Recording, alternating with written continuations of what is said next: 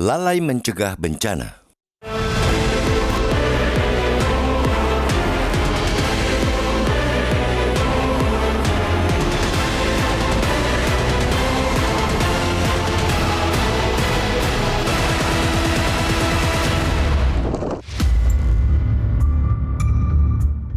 Negeri ini agaknya sudah berada pada kondisi normalisasi bencana.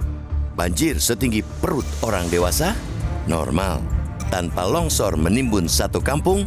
Normal. Mengungsi karena rumah terendam berhari-hari? Normal. Yang mengerikan ketika sampai pada pertanyaan, ada yang meninggal? Kemudian dapat dijawab pula dengan kata normal. Banjir, tanah longsor, pohon tumbang seolah sudah menjadi ritual tahunan. Malah bukan hanya sekali, bisa berkali-kali terjadi dalam setahun. Begitu hujan deras turun, buntutnya kita menyaksikan narasi yang sama diputar ulang, yakni permukiman terendam, kemacetan panjang, perekonomian masyarakat lumpuh, dan nyawa melayang sia-sia. Jangankan di daerah-daerah, Jakarta yang masih merupakan ibu kota negara pun terus saja dilanda banjir. Padahal alarm tanda bahaya sudah berdenging kencang jauh-jauh hari. Badan Meteorologi, Klimatologi, dan Geofisika BMKG mengeluarkan peringatan dini yang disampaikan lewat berbagai kanal, termasuk yang langsung terhubung ke pemerintah. Peringatannya selalu sama, berupa waspada cuaca ekstrim hujan lebar, angin kencang, juga gelombang tinggi. Ada keterputusan yang fatal antara informasi saintifik yang disuplai BMKG dan respons kebijakan. Pemerintah, khususnya pemerintah daerah, masih gagap atau bahkan abai dalam menerjemahkan peringatan dini menjadi aksi pencegahan jangka panjang. Selama ini, pola penanganan bencana kita masih terjebak pada paradigma pemadam kebakaran. Negara baru terlihat sibuk luar biasa ketika bencana sudah melanda. Pejabat ramai-ramai meninjau lokasi, memberi bantuan, mendirikan dapur umum, dan tidak lupa menggendong balita korban bencana. Lalu sebagai penutup, menyerahkan santunan duka cita. Dalam konteks tanggap darurat, hal tersebut memang harus dilakukan.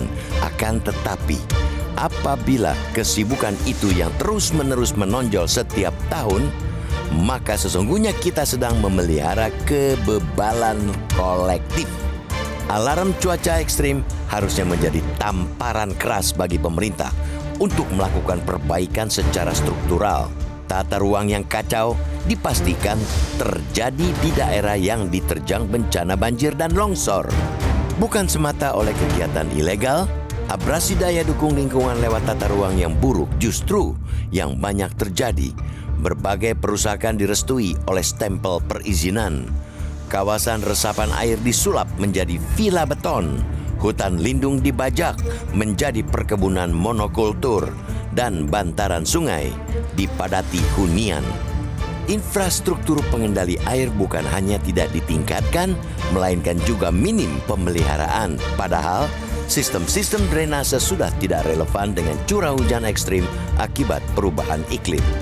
Proyek normalisasi dan naturalisasi sungai seringkali mangkrak, tersandra oleh ketidakmampuan pemerintah menyelesaikan masalah sosial pembebasan lahan. Rencana induk penanggulangan banjir tertumpuk berdebu di meja birokrasi tanpa eksekusi nyata. Undang-Undang 1945 Pasal 28H Ayat 1 telah memandatkan bahwa setiap orang berhak hidup sejahtera lahir dan batin, bertempat tinggal, dan mendapatkan lingkungan hidup yang baik dan sehat.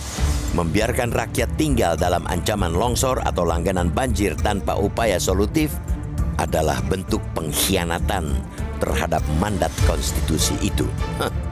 Tanpa pembenahan struktural dan kultural, alarm BMKG hanya akan menjadi lonceng kematian. Kita pun tidak ingin tahun depan dan tahun-tahun berikutnya editorial muncul lagi dengan lagu yang serupa, meratapi korban jiwa dan mengutuk kelalaian yang sama. Sudahi retorika mitigasi yang hanya tampak seru untuk pertunjukan rapat koordinasi. Tegakkan aturan tata ruang dan terapkan pencegahan bencana yang benar-benar efektif. Jangan sampai rakyat terus menderita dan mati konyol hanya karena negara lalai mengurus bumi yang kita pijak.